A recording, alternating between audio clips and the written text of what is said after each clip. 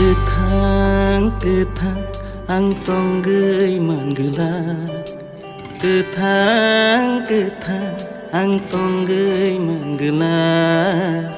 Nung kerike nung kerike.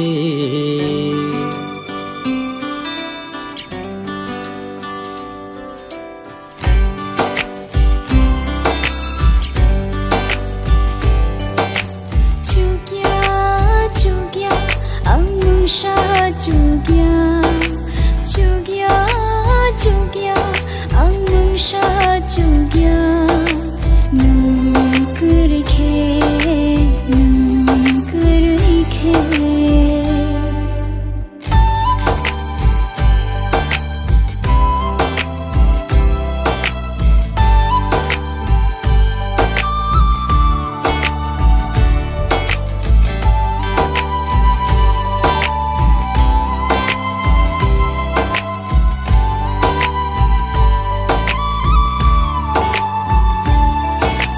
Yapang bucung neng ani bebang neng oh jadu neng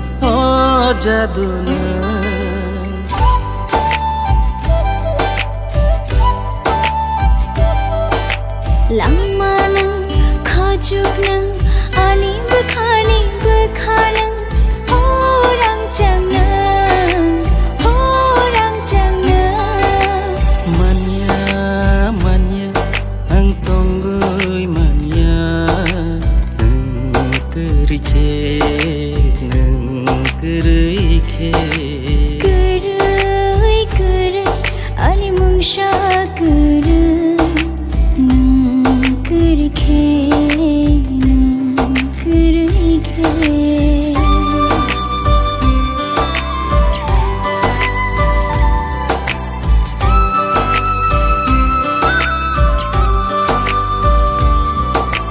Nokhani tola hani shaka nini ani sajak thun keram prothoma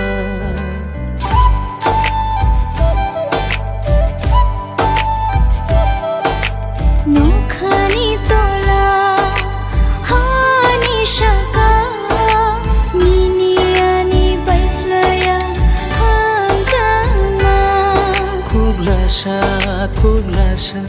ang chalay man gelap. Khuglasha ang chalay man gelap. Nung bay